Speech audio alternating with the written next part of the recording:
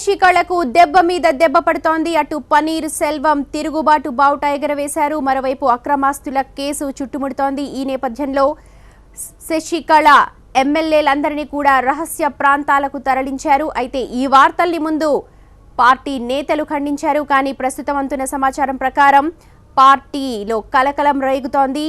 Camp నుంచి బయటకు వెళతామని 12 మంది ఎమ్మెల్యేలు ఆందోళన చేస్తూ ఉన్నారు. తమకు సెల్ ఫోన్లు కూడా లేకుండా ఇక్కడ నిర్బంధించారని వారు ఆరోపిస్తూ ఉన్నారు. శశికళ క్యాంప్లో కలకలం మొదలైంది. క్యాంప్ నుంచి బయటకు వెళతామని 12 మంది ఎమ్మెల్యేలు ఆందోళన చేపడుతూ ఉన్నారు. నిన్న మధ్యాహ్నం మీటింగ్ అనంతరం వారందరినీ కూడా బస్సుల్లో వివిధ ప్రాంతాలకు తరలించారు. సెల్ ఫోన్లు కూడా తీసేసుకున్నారు. TV9 ఈ వార్తను ప్రసారం చేసింది. అయితే ఈ వార్తల్ని ముందు అన్నాడీఎంకే నేతలు ఖండించారు. కానీ మొత్తం 130 మంది ఎమ్మెల్యేల బలం తమకుందని మీడియాను కూడా తప్పుదో పట్టించే ప్రయత్నం చేశారు. కానీ 130 మంది ఎమ్మెల్యేల మద్దతు లేదని, కేవలం 80 మందే వచ్చారని, మిగిలిన వాళ్ళు లేరని తర్వాత విషయం బయటకొచ్చింది.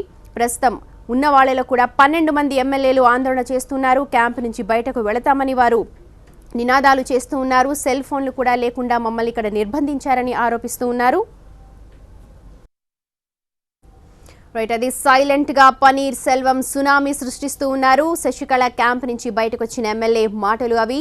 ఇది బిగినింగ్ మాత్రమే, రాబోయే రోజుల్లో మరింత బ్లాస్ట్ ఉంటుందని అంటున్నారు. అక్కడ అప్డేట్స్ మా ప్రతినిధి రమేష్ అందిస్తారు. రమేష్, పడే విధంగా పరిణామాలు చోటు చేస్తున్నాయి. క్షణానికో రూపు మారుతుంది తమిళనాడు రాజకీయాల్లో. ప్రధానంగా శశికళ 130 మందికి పైగా ఎమ్మెల్యేల మద్దతు ఉందని మొదటి నుంచి కూడా చెప్పుకుంటుంది. ఈ నేపథ్యంలోనే ఆమె శాసనసభ పక్ష నేతగా ఎన్నికైన తర్వాత ఆమె ఎమ్మెల్యేలందరినీ కూడా ఒక రిసార్ట్స్ లో ఉంచింది.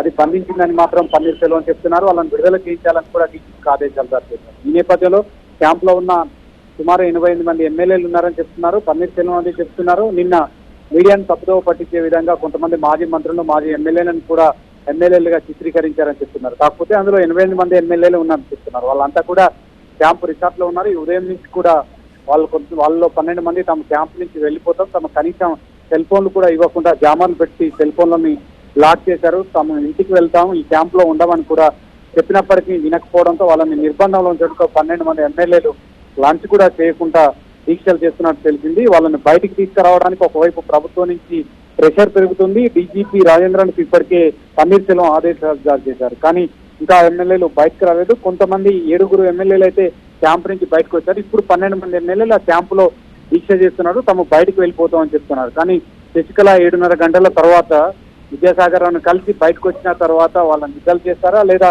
డీజీపీని ఆదేశించినట్టు ఆపద్ధర్మ ముఖ్యమంత్రిగా డీజీపీ ఆదేశాలు ఏ విధంగా అమలు చేస్తారనేది చూడాలి. ఇప్పటికైతే క్షణానికో ఎమ్మెల్యే బయటకు వచ్చే పరిస్థితి కనిపిస్తుంది. శశికళ ఆత్మరక్షణలో పడింది.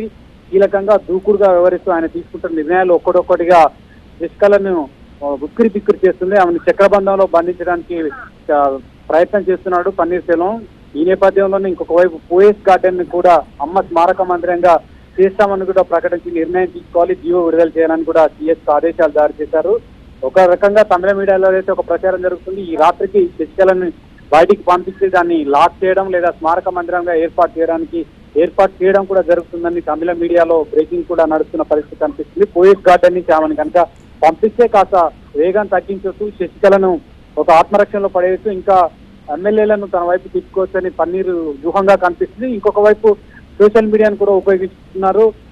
పన్నీర్ సెల్వం ఇంటి వద్ద ఒక నంబర్ ఇచ్చి దానికి మిస్డ్ కాల్ చేయాలి, ఒకవేళ పన్నీర్ సెల్వంకు మద్దతుగా మీరు నిలిస్తే మిస్డ్ కాల్ ఇవ్వాలంటూ కూడా ఒక పోస్టర్ కూడా పెట్టిన పరిస్థితి కనిపిస్తుంది. మొత్తంగా చక్రబంధంలో ఉన్న శశికళ గవర్నర్ కలిసిన తర్వాత తన భవిష్యత్తు ఏ విధంగా ఉంటుంది, గవర్నర్ ఎటువంటి నిర్ణయం తీసుకుంటారనే దాని మీద ఆమె భవిష్యత్తు ఆధారపడి ఉంది.